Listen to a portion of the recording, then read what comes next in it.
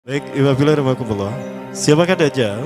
Dajjal ini lahir di Samirah dan dia diberi nama Samiri karena lahir di Samirah. Nah, kenapa disebut Samiri? Karena lahir di Samirah. Dia lahir 100 tahun sebelum Nabi Musa diutus. Dan Allah Subhanahu wa taala memberikan kelebihan kepadanya. Yang pertama, dia diberikan umur panjang. Ya, yang zara umru ila yaumissa'ah, ila akhir zaman. Ya, dia ditangguhkan ajalnya sampai akhir zaman. Yang kedua, dia memiliki kecerdasan di atas akal jenius rata-rata umat manusia. Jadi sejenius apapun umat manusia yang normal, dia 60 tahun di atasnya. Sehingga penemuan-penemuannya, kecanggihan berpikirnya, kedewasaannya jauh di atas manusia. Rata-rata manusia normal. Yang ketiga, dia memiliki kemampuan sihir yang luar biasa. Apapun sihir yang selama ini kita saksikan, tidak ada yang mampu mengalahkan sihir dia. Sehingga saking luar biasa sihir yang dia miliki, seolah-olah orang mengenalnya selevel dengan Tuhan. Karena apapun yang semestinya menjadi perbuatan Tuhan, Dajjal bisa melakukannya. Nah, ini saking hebatnya sihir Dajjal. Nah, nasab kelahirannya adalah nasab yang aneh para Allah. Dia lahir dari termasuk Bani Israel. Bani Israel ini keturunan Nabi Yakub. Yakub itu gelarnya Israel. Keturunannya disebut Bani Israel. Dari Yehuda. Yehuda ini adalah anak laki-laki dari istri pertama Nabi Yakub alaihissalam. Nabi Yakub istrinya 4. Yang pertama bernama Ya'la. Dari Ya'la ini melahirkan 6 orang. Salah satunya bernama Yehuda dan Lewi. Lewi melahirkan Nabi Musa alaihissalam. Yehuda melahirkan bangsa yang kita kenal Yahudi. Salah satunya Yehuda ini melahirkan generasi yang pada akhirnya melahirkan Samiri. Ya, kalau Rahil istri yang kedua, dan ini istri yang paling dicintai oleh Nabi Yakub, melahirkan 2 anak, Bunyamin dan Nabi Yusuf. Nabi Yusuf dan Bunyamin. Yang lainnya juga sama melahirkan 2 anak. Kahit dari Ya'la melahirkan 2 anak, Dam dan Naftali. Ya. Anak tertua dari Nabi Yakub dari istri pertama bernama Raubin. Nah, dari Yehuda inilah lahir Samiri. Nah, ayah dan ibunya, kakek dan nenek Samiri ini adalah para penyembah berhala.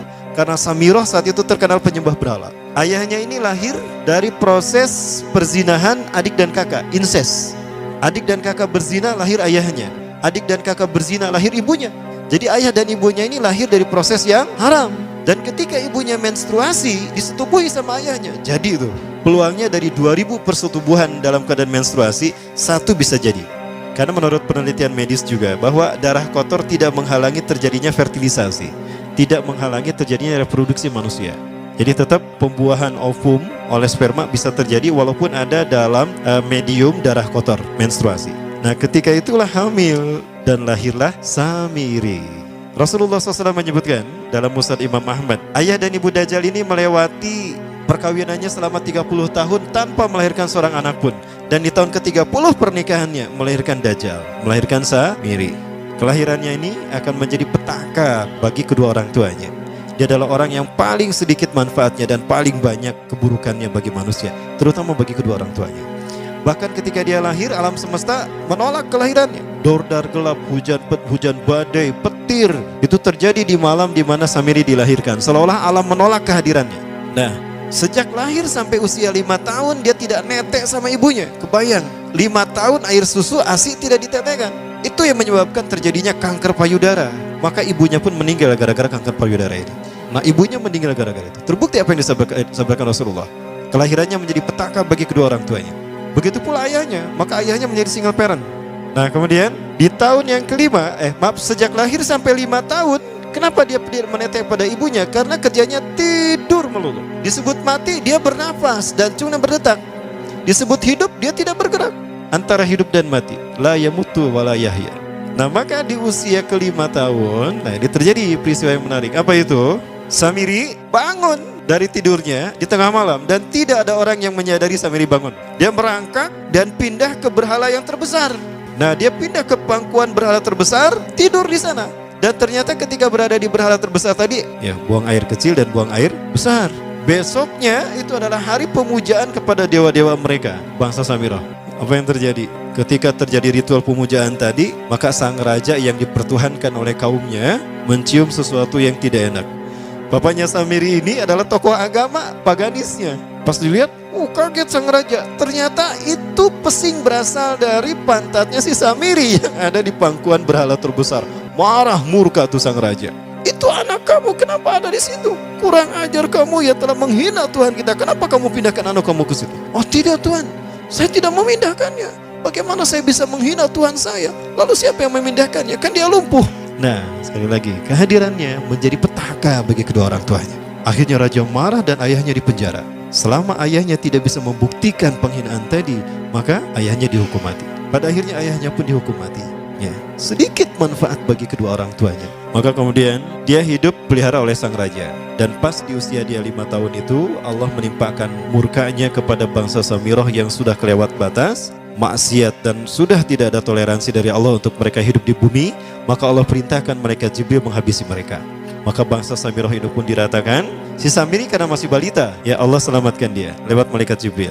Diselamatkan dia dan ditempatkanlah di pulau entah berantah. Ada yang menyebutkan pulau ini berada di Laut Yaman dan pulau ini dinamakan Pulau Socotra. Pulau Socotra ini adalah pulau yang berada di ujung Jazirah Arab. Nah, ini Pulau Socotra. Ini pulau tempat di mana Dajjal atau Samiri dibesarkan sejak 5 tahun sampai usia 100 tahun. Ya, dari usia 5 sampai 100 tahun dia tinggal di Pulau Socotra ini. Nah, Pulau Socotra ini adalah pulau yang berada di kawasan Yaman. Pulau yang memiliki banyak keunikan luar biasa. UNESCO sempat ingin menjadikannya keajaiban yang ke-8. Kan ada 7 keajaiban dunia ya. Yang ke-8-nya tadinya ini. Namun karena dia terkait dengan Samiri Dajjal, maka banyak negara yang menentangnya, terutama negara-negara yang menjadi pengikut Dajjal. Maka pada akhirnya pulau ini dirahasiakan. Nah, sebetulnya pulau ini unik kalau kita ingin berekreasi ke sana. Namun karena posisi yang terpencil, jarang orang mengikutinya. Para wisatawan jarang mengunjunginya. Padahal sesuatu unik, termasuk binatang dan penghuninya tuh unik-unik. Pohonnya unik. Dunia menyebutnya pulau ini dengan pulau julukan dari pulau alien hingga pulau neraka. Ada juga yang menyebutkan The Jekyll Island. Pulau Jekyll Island itu bahasa barat, kalau bahasa kitanya Pulau Dajjal. Ya, sama dengan Pulau Sedir ya. Itu juga The Jekyll Island. Nah, Pulau Socotra kaya dengan flora dan fauna yang unik hingga saat ini belum ditemukan di tempat lain. Jadi tidak ada flora dan fauna yang ada di pulau ini yang ada di pulau lain di seluruh dunia. Hanya ada di pulau ini.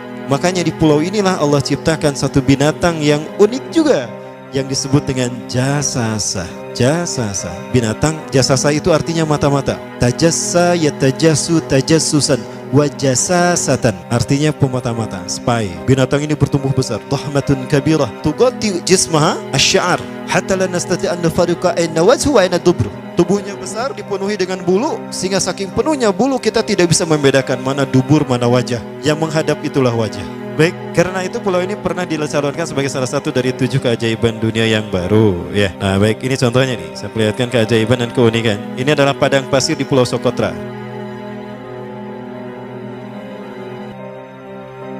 Ini burung, salah satu jenis burung yang bisa kita jumpai di Socotra. Dan ini kepiting unik, kepiting Pulau Socotra. Aneh ya, kepitingnya seperti itu. Ini laba-laba langka di Socotra, mirip tarantula. Dan ini pohon darah naga yang ada di Pulau Socotra juga. Nah, ini salah satu jenis pohon Dorstenia Socotra. Dan ini juga pohon yang lain, pohon Dendrosisaios Socotra. Ya, saya sebutkan lagi ya. Nah, ketika di pulau itu, sebelum bertemu dengan Nabi Musa, Samiri di pulau itu yang hanya tinggal dengan seekor binatang jasasa. Binatang jasasa ini memberikan beberapa hal kepada si Samiri ya.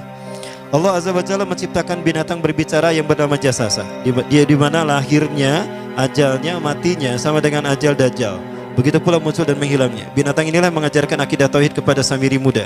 Pelajaran ini kononnya ditulis oleh Jibril alaihissalam dalam bentuk panel-panel atau prasasti. Isi prasastinya panel 1 yang ditulis oleh malaikat Jibril, panel 1 itu berisi kalimat la ilaha illallah, tidak ada Tuhan selain Allah. Ini dijelaskan oleh binatang jasasa. Yang kedua, panel kedua berkata Allahu wahid la syarikalah. Allah Maha Esa, tidak ada sekutu bagi Allah. Itu dijelaskan juga oleh binatang jasasa ini. Nah, binatang jasasa ini sekali lagi dia bertubuh besar. Kategorinya adalah kelasnya itu mamalia, genusnya mamalia. Cuma saya tidak tahu nama spesiesnya apa.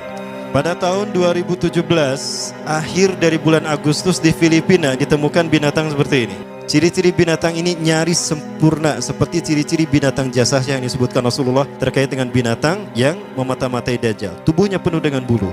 Ini disebutkan dalam surat An-Naml ayat ke-82. Ya, binatang ini seperti ini dan dia tidak pernah jauh dari laut karena dia selalu ingin membasahi tubuhnya dan dia pun makan dari makanan ikan laut. Maka dia tidak pernah jauh dari pantai. Seperti ini. Nah, binatang inilah yang mengajarkan prasasti mengajarkan akidah tauhid kepada Samiri muda. Yang ketiga, engkau diurus oleh Jibril, karena itu janganlah engkau mengkhianati janjimu dengan Allah. hanya engkau saja di pulau ini. Panel yang kelima, makanlah dan nikmatilah makanan minuman yang menjadi rizki dari Allah sesuai kehendakmu. Tidurlah sesukamu, tapi sembahlah Allah dalam berbagai keadaanmu dengan tasbih keesaan Allah kepadanya, yaitu dengan melaksanakan solat yang diwajibkan kepadamu. Allah lah sang raja, Allah yang Maha Esa. Dia tidak berayah dan tidak pula mempunyai anak. Allah Tuhan Tuhan yang maha besar dan maha agung. Dialah yang maha raja. Ada 7 panel. Panel yang ke-7 bercerita tentang Nabi Muhammad. Panel yang ke-6 itu bercerita tentang nabi-nabi, dan khusus panel yang ke-7 cerita tentang Nabi Muhammad. Jadi Dajjal sudah tahu, Samiri sudah tahu bahwa akan diutus Nabi Muhammad di akhir zaman. Dan itu nabi yang terbaik, makanya dia iri. Nah, selesai panel ini disampaikan, maka binatang sejasasa berkata, wahai Samiri, saksikanlah aku telah menunaikan innani qad fa'altu ma umirtu min rabbi. Demi Allah, saksikan aku sudah menunaikan apa yang diperintahkan padaku, kata binatang jasasa. Maka sekarang adalah perintah terakhir, yaitu pertanyaan dariku untukmu. Hal tu'minu billah, apakah kau beriman pada Allah? Wa bima unzila ilaih, dan dari apa yang diturunkan kepada nabi-nabinya, kepada Jibril maksudnya. Famadal jawab ya Samiri, apa jawabanmu hai Samiri? Samiri tidak menjawabnya. Lama ditunggu-tunggu, Samiri tidak menjawabnya, sehingga binatang ini pun pergi dengan menjerit dengan jeritan yang membuat Samiri ini pekak telinganya. 2 kali lagi datang lagi kembali kepada Samiri dan berkata binatang jasasa, ya Samiri, famadal jawab? Hal tu'minu billah, in tu'minu billah fatakunu mu'minan ajaba imanika ila yaumil qiyamah. Jika kau beriman kepada Allah, maka sungguh kau akan menjadi mukmin yang menakjubkan imannya. Inna ajalaka ukhirat ila akhir zaman. Sesungguhnya ajalmu ditangguhkan sampai akhir zaman. Jika kau beriman pada Allah, engkau akan menjadi mukmin yang menakjubkan. Fa in lam tu'min billah, tapi jika engkau tidak beriman kepada Allah, wa bima unzila ilaih, dan apapun yang diturunkan pada Jibril, innaka minal mal'unina ila yaumil qiyamah, dan kau terkutuk sampai hari kiamat nanti. Tidak juga dijawab. Pergi lagi binatang jasasa tadi sambil memekikkan suara yang pekikan yang keras. Yang ketiga kali yang terakhir dia bertanya kembali. Dan apa jawaban Samiri? Hei jasasa binatang buruk rupa, lihat di pulau ini tidak ada siapapun kecuali engkau dan aku. Dan yakinilah kalau panel ini bukan tentang Allah yang di langit sana, tapi yang disebut Allah itu saya. Hei jasasa, akulah Allah itu. Oh, dia menjerit dengan jeritan yang makin keras, sampai si Samiri pun menutup kedua telinganya. Sejak saat itulah binatang itu pergi dan berkata, innaka dajjal, innaka dajjal, innaka dajjal. Engkau adalah pendusta, engkau adalah pendusta, pendusta sampai hilang suaranya. Di saat itulah Samiri mendapatkan gelar Dajjal. Jadi siapa nama asli Dajjal? Samiri. Dajjal artinya Al-Kazab, pendusta, bukan singkatan kadek. Baik, nah sejak saat itulah Samiri keluar dari pulau itu dan dia sudah menyandang gelar Dajjal, pendusta, karena dia mengaku Tuhan. Baik, Iwabillah, jangan salah, Dajjal kecerdasan yang mampu melakukan cloning dan mampu melakukan berbagai macam riset dan eksperimen. Hatta eksperimen yang mengilhami film Hook itu Dajjal bisa melakukan. Bahkan ketika orang membayangkan kendaraan tercanggih itu pesawat terbang, Dajjal sudah mampu membuat piring terbang dengan kecerdasannya. Ya, Rasulullah menyebutkan kendaraan Dajjal itu dia bisa terbang, kata Rasulullah. Dan kecepatan terbangnya 5 km per sekon. 1 detik 5 km. Hanya dengan berkedip-kedip dia berkeliling dunia. Ya. Kecepatan ini diambil dari hadis Rasulullah. Berapa kecepatannya Rasulullah ketika dia terbang di muka bumi? Ya, kendaraan yang dia gunakan itu kecepatan terbangnya seperti awan yang ditiup angin, kata Rasulullah. Dan awan rata-rata ditiup angin itu 5 km per sekon. Dan jarak dari satu telinga ke telinganya, artinya setengah diameter atau diameter kepalanya, keledai yang dia gunakan, Rasul menyebutnya keledai, itu arba'una zira, 40 hasta, 27 meter. Diameternya itu 27 meter. Keledai macam apa yang jarak dari satu telinga ke telinganya 27 meter? Kalau bukan piring terbang. Ini bisa 24 meter kan? 27 meter, bisa tidak? Bisa, dan kecepatannya pun sama. Dan pernah meninggalkan jejak Cop Circle di Yogyakarta. Nah, Cop Circle itu adalah jejak UFO yang menjadi isyarat instruksi bagi para pelaku konspirasi dunia. Siapa?